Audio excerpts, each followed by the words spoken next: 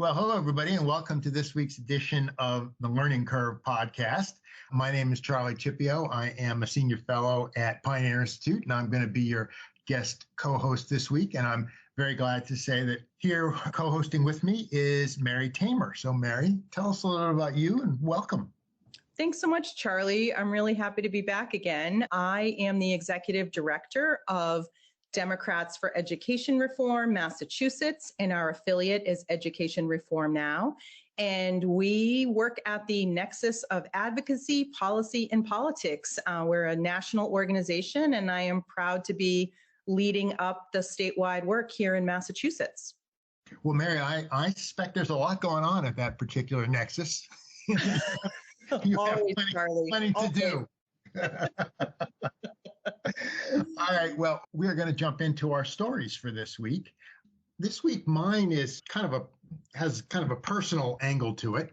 The federal government is launching a review of whether Massachusetts adequately supports students with disabilities and properly oversees the network of about 100 special education schools that serve students whose needs can't be met in their traditional public school. I'm a parent of two special needs kids, and my answer to whether the state is adequately supporting those students and whether they are appropriately overseeing those 100 special education schools is sometimes. In looking at the stories about the announcement of this review, a quote from the founder of a special needs advocacy group really jumped out at me. She said, "We have many students who are failing academically, struggling socially, struggling with mental health issues that are impairing their ability to perform in school.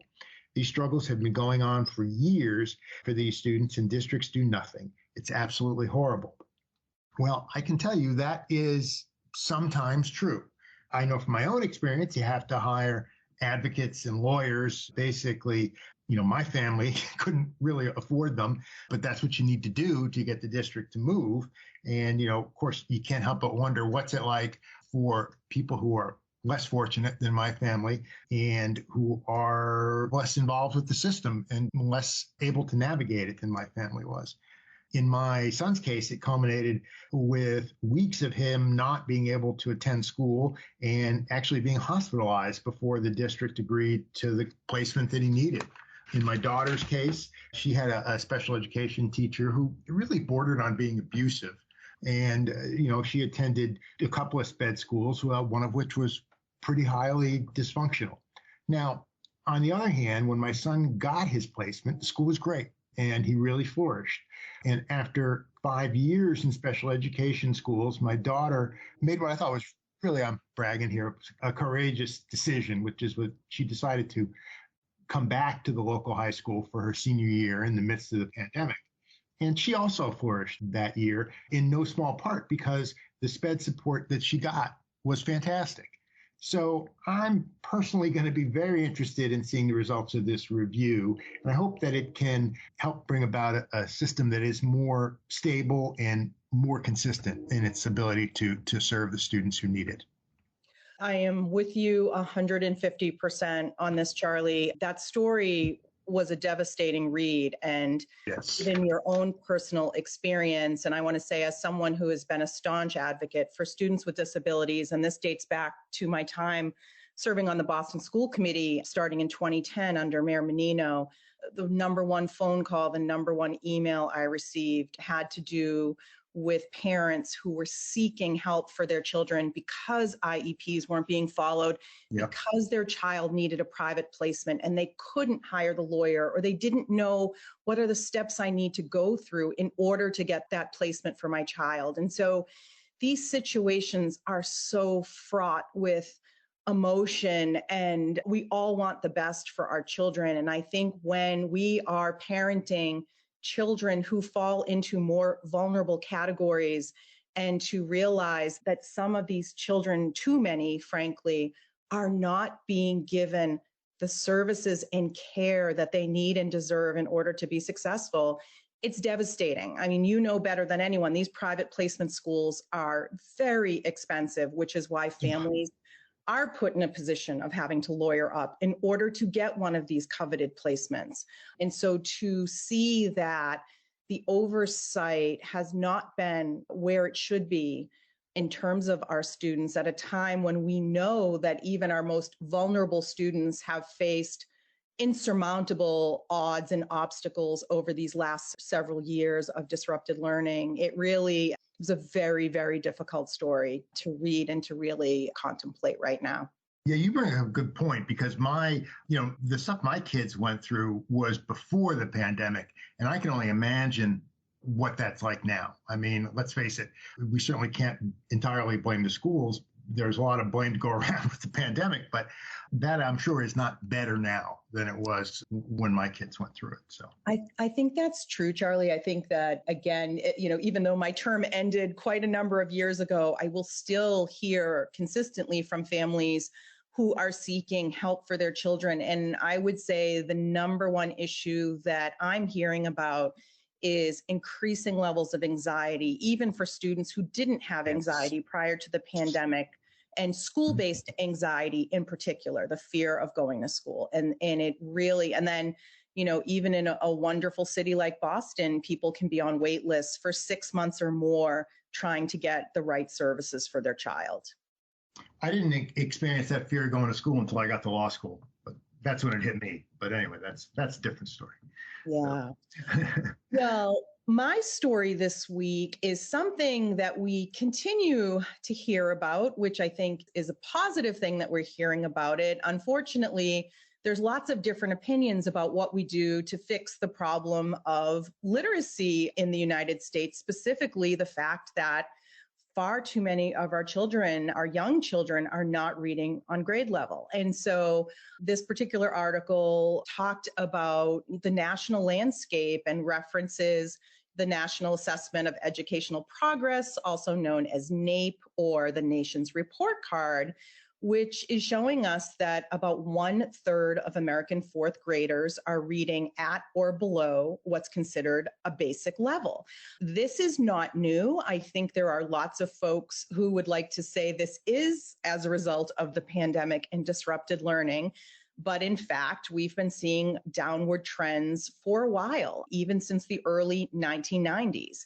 And so what they're seeing, Charlie, is that scores increase slightly as children get older, but not by much. And in the 8th grade, about 1/4 of students do not read at what's considered the basic achievement level. And the percentage stays about the same for high schoolers. And so for those folks that don't work in education like we do, this is really concerning, because if a child is not reading on grade level by 3rd grade, that's the telltale year, because that's when children are expected to flip from learning how to read to reading to learn. And so if you're not at that benchmark by 3rd grade, you are in catch-up mode, and it just gets harder and harder and harder for students to catch up. And so the so-called reading wars that we are continuing to hear about, and there's a wonderful podcast by reporter Emily Hannaford called Sold a Story,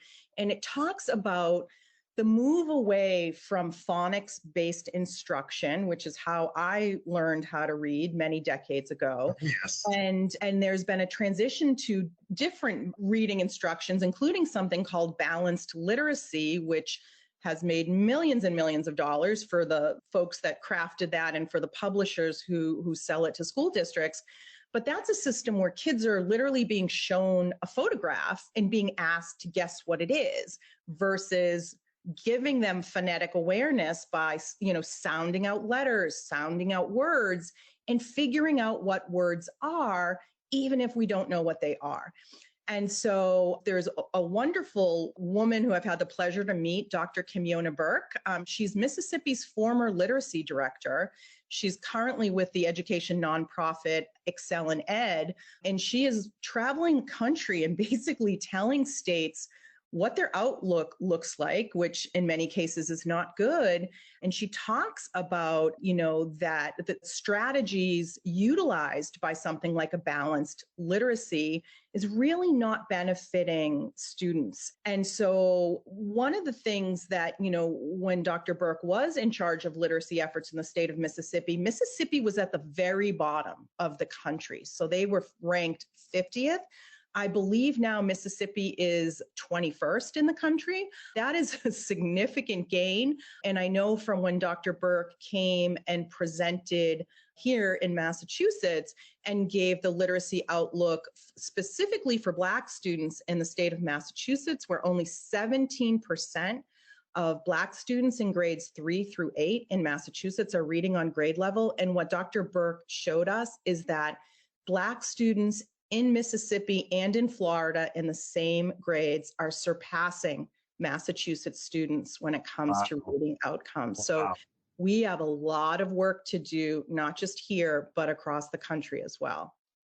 Well, that is such an important and good issue. And I would also say, I think it dovetails with our guest today, because in looking at some of the data, I believe, if I remember correctly, that it is really Mississippi as well as Washington, D.C., obviously the place where our guest today, Mayor Adrian Fenty, was the mayor 2007 to 2011, have really been among the states that have improved the fastest in reading in recent years. So I suspect that maybe we are going to hear a little bit more about that today. So coming up after the break, as I said, we have former D.C. Mayor Adrian Fenty.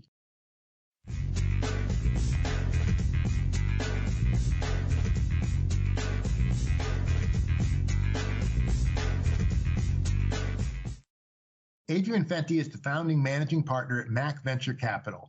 Prior to Mac, Adrian was co-founder and managing partner at M Ventures and special advisor to Andreessen Horowitz. He began his tech career as a consultant to Rosetta Stone, EverFi, and several software startups. Mr. Fenty served as the sixth mayor of the District of Columbia, holding office from 2007 to 2011. Education reform was a major focus of his mayoral tenure, during which he introduced legislation to restructure control of the public schools. A D.C. native, Fenty earned a BA in English and Economics at Oberlin College and a JD from the Howard University School of Law. Adrian Fenty, welcome to the Learning Curve. We're pleased to have you. Hey, thank you so much for having me. So let's jump right in. During your term as mayor, the D.C. public schools, both their growth on NAEP and the reforms your administration implemented were historic. What part of your legacy of reforming the D.C. public schools are you most proud of, and what was the most difficult part of the job as mayor? Well, I'm most proud that we changed the law and that we took over the school system and put it under the mayor. I think all jurisdictions should do that. School boards are inefficient. They don't get anything done. And there just is no room for not getting anything done in public education, including Washington, D.C., which still has so much to do. So The only thing that I'm satisfied with is that we took over the system and that we show that it's a really high priority, our highest priority in Washington, D.C. Other than that, we just have a tremendous amount of work to do. And so do all the other jurisdictions with poor kids who are not learning on grade level. It's just terrible. No doubt about it. I'm just curious, before you were able to pass that legislation, I mean, was the mayor essentially an onlooker, could sort of just had a bully pulpit, but that was about it in terms of management of the school system? Well, yeah, that's the case in every jurisdiction except Washington, D.C., Chicago, and New York. Mayor has no formal role. That being said, all mayors should do something, even if they're just causing, raising holy hell and showing how bad the schools are and trying to shame the school boards into doing something. I mean, I just watch so many mayors doing, like, their whole terms go by and they do absolutely nothing about education. I don't even understand it. I don't understand why the citizens let them do it, too. Well, that's a whole other issue. Twilight Zone. The fact that so many people list education as one of their highest priorities, but so few people seem to vote based on education. But that's a topic. People have education as their highest priority for themselves and their own kids. There's no question about it. Yeah. Like, if you know any active parent, they spend so much time thinking about their kids' education and their kids' teacher and how much and the kids doing their homework. But they don't hold the government accountable for educating children, even though if you just draw the connection, there's no point in really thinking that we're going to have any impact on poverty and crime and making someone's life better if you don't have great education. So we just need to have the same priorities for our cities that we have for our own households. Right. Yeah, no, that's well said. Well, you certainly took action. One of the things you did, of course, was that you decided to hire and you consistently backed Michelle Rhee, who had a notoriously plain-spoken, aggressive management style that focused on results for kids. Could you talk about how entrenched the school system was and why you and Rhee decided that proactive leadership was the best way to cut through the bureaucracy and politics that so often stifles urban reform? So Washington, D.C., in every way, when we took over the system in 2007, was a disaster. I mean, the year before we took over the system, 20 schools had to close in the middle of the winter because they didn't have sufficient heat. That was 2006 in the nation's capital, the United States of America. Wow. I mean, you want to name anything. The teachers didn't get their paychecks in time. The kids didn't get their immunization shots in time. Like, the toilets didn't work. Roofs leaked. There's no toilet paper. There's graffiti everywhere. The air conditioning didn't work. Heating didn't work. Just on and on and on and on. And that was just the easy to understand physical apparatus and operations of this system. In terms of education, I mean, it wasn't unlikely to go into a middle school and kids would be 13 or 14 years old and they'd be 5 grade levels behind in reading and math. Something that's still the case in a ton of urban jurisdictions today. So it's just, I don't know. I just don't understand the lack of sense of urgency and the lack of focus on education. I mean, people run around saying the homicide rates are high and crime is high, and and there's problems. Of course there are. There's like thousands of kids that we just let go for decades at a time without any education. So when they get to be in high school, they drop out. They're not skilled to get a job. They're going to get into a life of trouble and life of crime. And these are the same, adolescents and older people who cause trouble. But it's like I'm in the twilight zone because it happens cyclically. You know what I mean? Yeah. We did everything that you're talking about in 2007. It's 16 years later, and there's absolutely nothing different. All the politicians either ignore it or they pay lip service to education. And some of you guys are Democrats for education reform.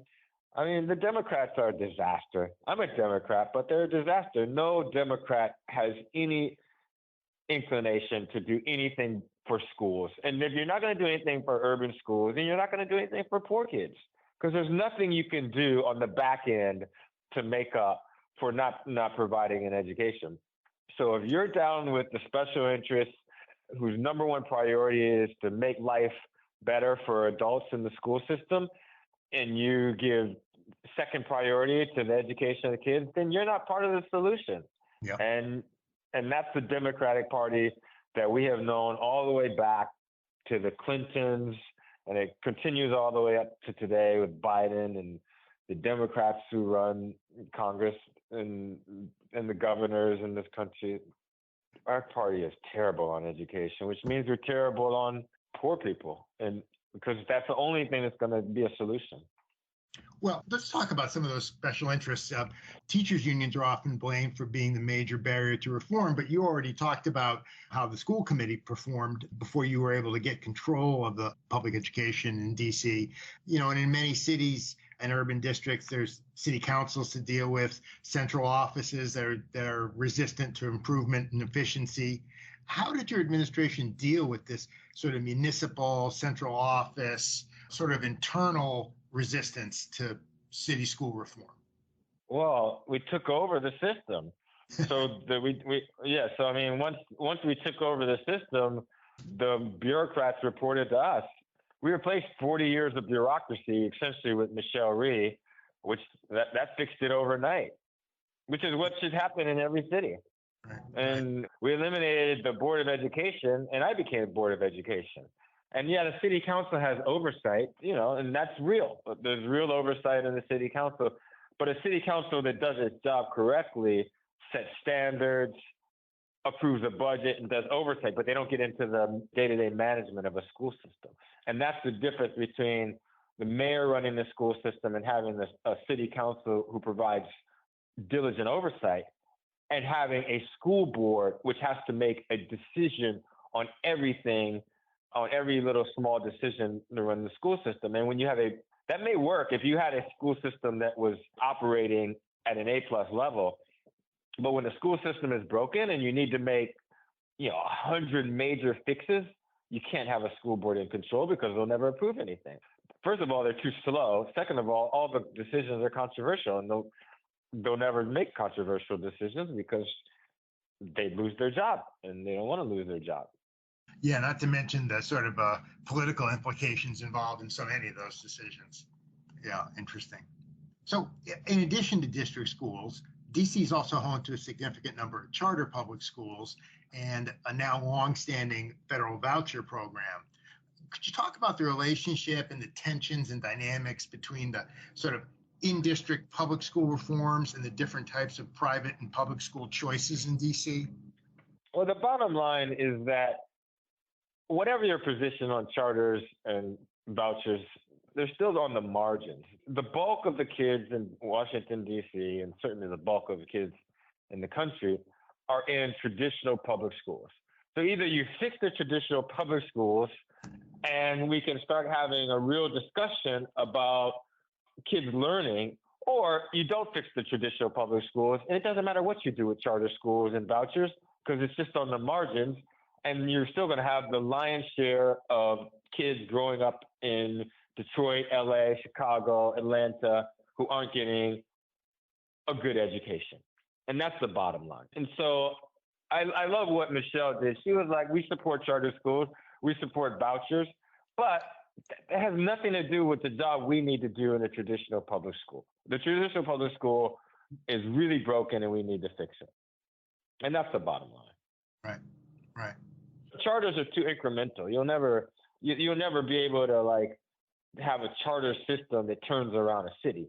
But you could turn around a city if you fix the traditional public school system. If you made sure the traditional public school system that every kid had the opportunity to read and do math on grade level and go to college. If you did that, which of course, as we just talked about, that's everybody's goal for their own kids. If you did that, that would turn around cities so dramatically, from crime to jobs to taxes to everything, that this country would flourish in an amazing way. Yeah, I share your frustration, Mayor Fenty, and the lack of awareness around the crisis that so many of our students are facing as a result of not being well served in their public schools, and the role that the Democratic Party does play in that. And, I know Charlie mentioned that you did hire Michelle Rhee, who was an incredible change maker. She hired Kaya Henderson, who then succeeded as the head of the DC public schools. And Rhee and Henderson had differing, although equally effective, management styles.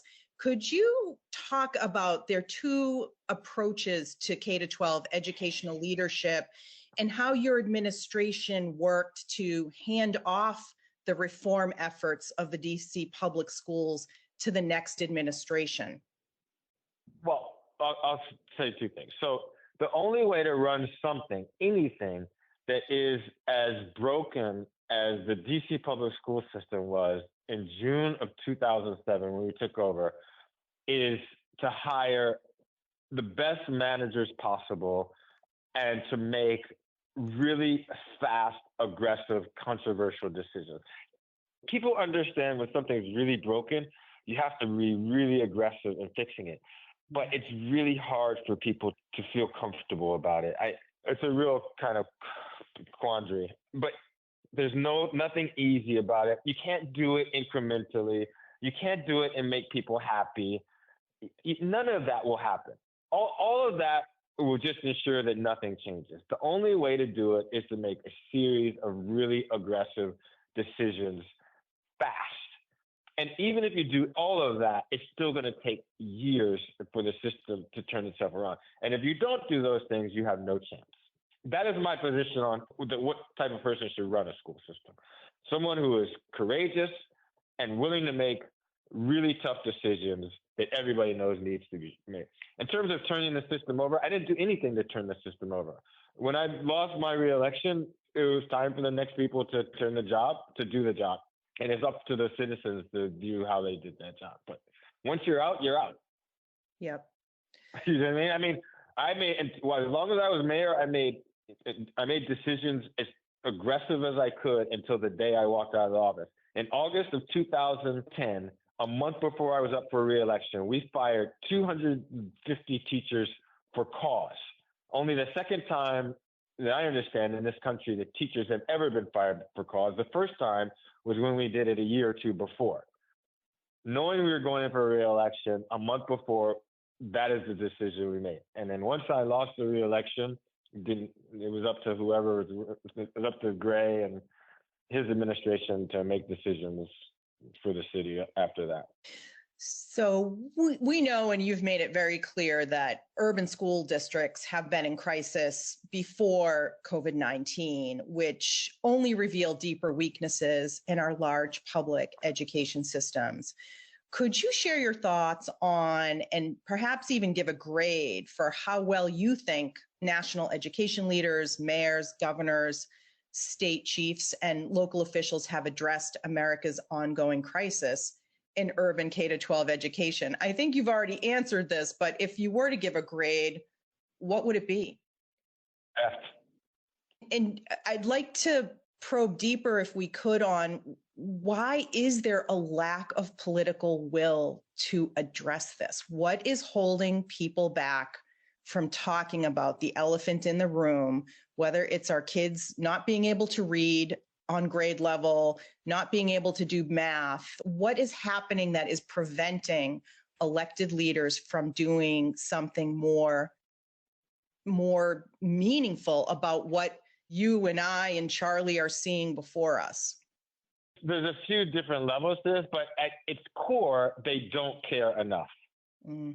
For sure, people care, but do you care enough? That's the bottom line. Like Yuval Harari, I just heard him on a podcast. He has this great saying. He says there are mathematical problems that cannot be fixed, that cannot be solved, right? That is a fact. He says, but there are no policy questions that cannot be solved. He says, to solve a policy question, the only thing you need is motivation.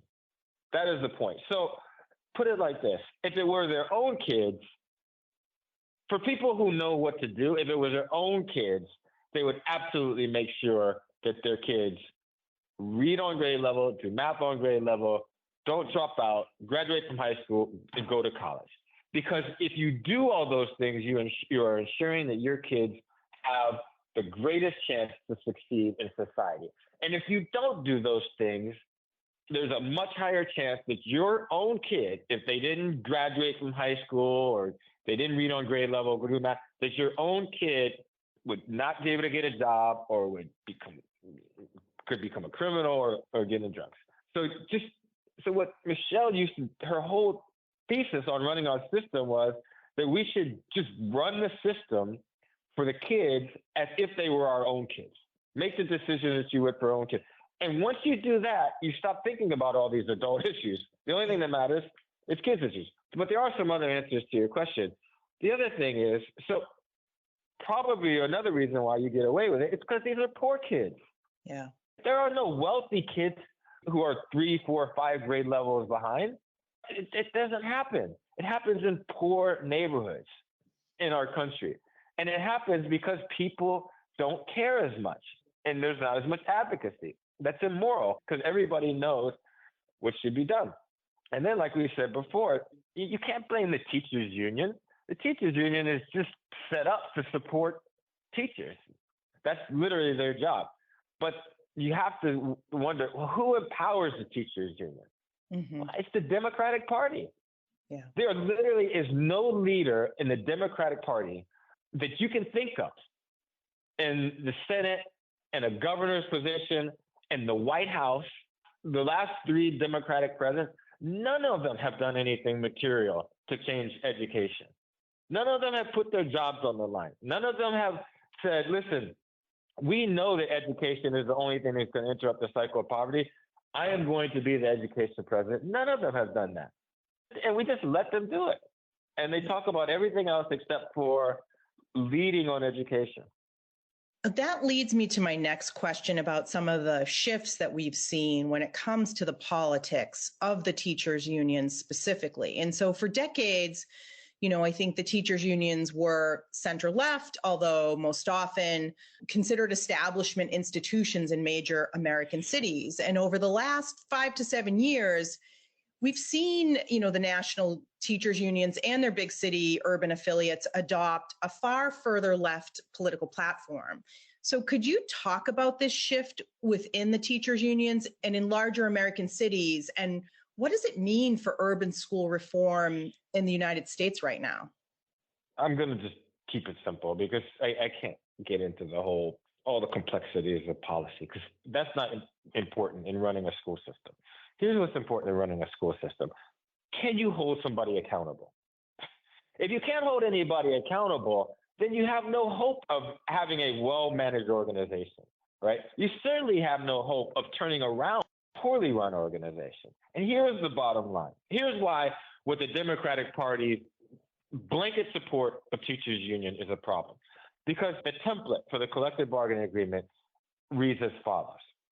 We are going to hire a teacher, and if the teacher can stay in that position for 2 years, then they are automatically granted tenure.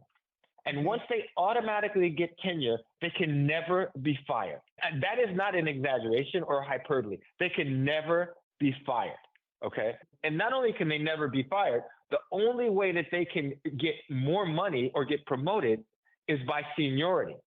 So you have essentially eliminated any accountability for the education of the children for the people who are responsible for educating the children.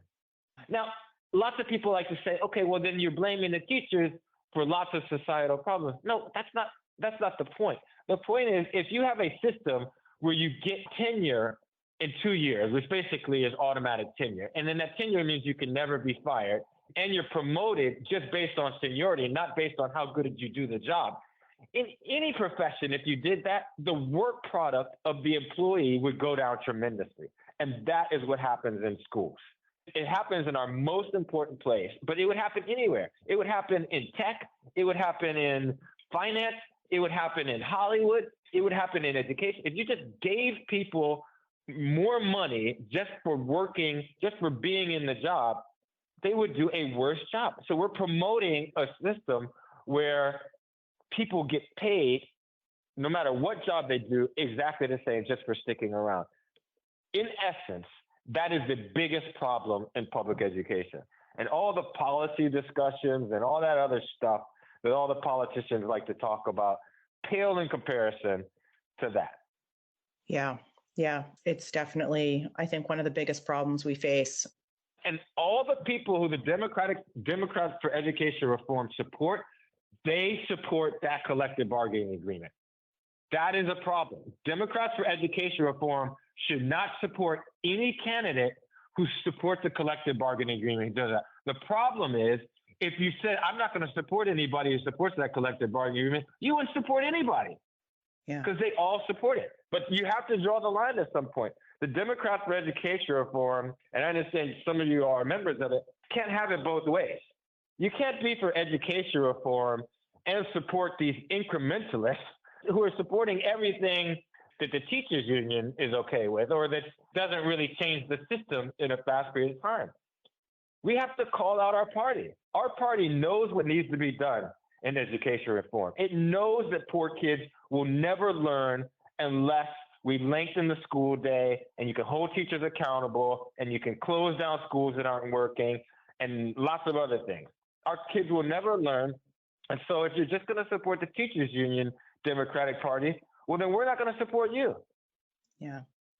Well, that brings us to our last question, specifically around education reform and how do we get it done in our big cities like DC, because you know how difficult it is to get these changes made, yet you managed to navigate DC politics and to deliver pretty outstanding results for kids. So could you talk about the types of fundamental reforms you think larger cities and urban school districts across America should be undertaking, or does it have to start with that collective bargaining agreement?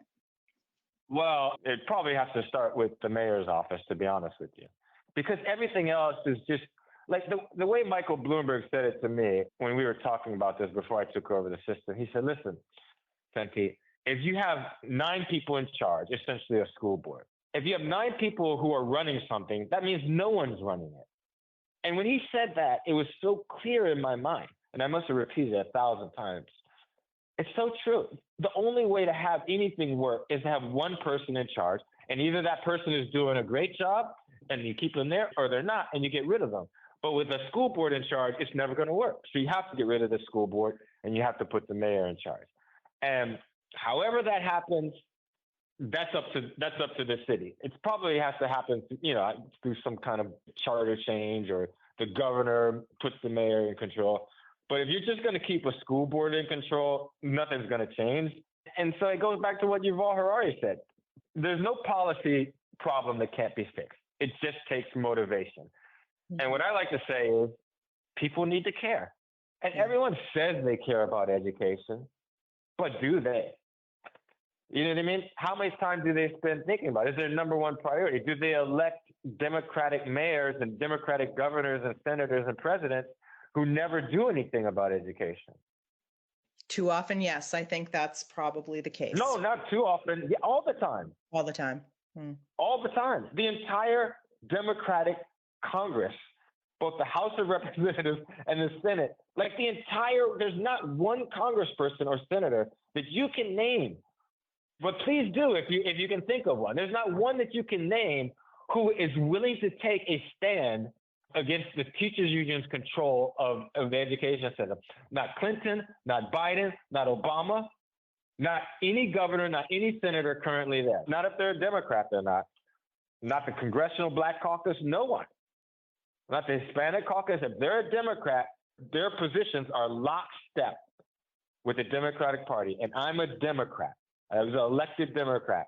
And I'm telling you, I know how it is. And it's not only terrible, it's immoral. I mean, because most of these people know what has to be done.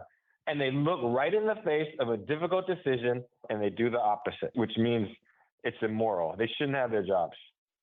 Mayor Fenty, Charlie Chieppo again. I'm curious, was that your experience, that you felt like most of these folks, or a good number of these folks, knew very well that was the case and just chose to do otherwise? Absolutely. Absolutely.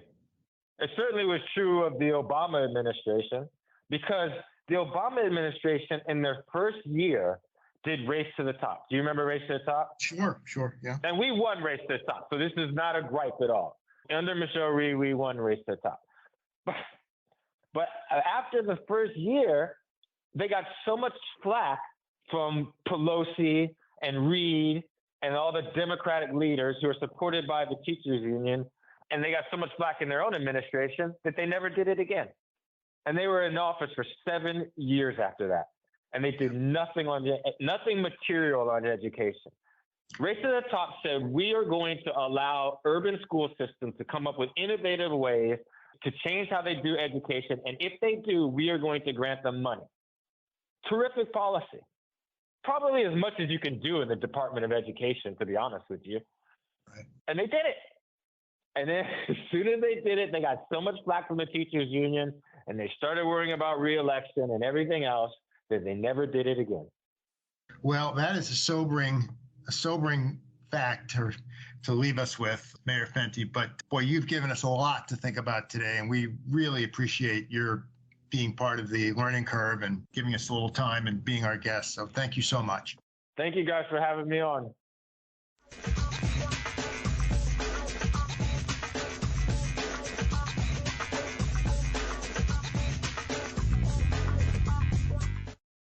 Well, in my story this week, I sort of spoke from a parental point of view, and I'm going to do the same thing with this week's Tweet of the Week. This is one that I think that pretty much every parent has wrestled with. It is from U.S. News Education, and the tweet is, should cell phones be allowed in schools? Answering that question often depends on the school or even the specific teacher. And it has a link to a U.S. News story on that topic, which is certainly one I'm going to read. So I urge you to do the same. So, Mary, I just want to say thank you. It is such a pleasure to do these podcasts with you. I always learn a lot and learn more thanks to your input and your good questions. So thank you. I hope you will join us again. Absolutely, Charlie. Thank you for having me. Always willing and more than happy to talk education with you. All right, great. Well, likewise. And next week on The Learning Curve, our guest will be Jeff Broadwater, Professor Emeritus of History at Barton College and the author of George Mason, Forgotten Founder. Hope you'll join us again next week.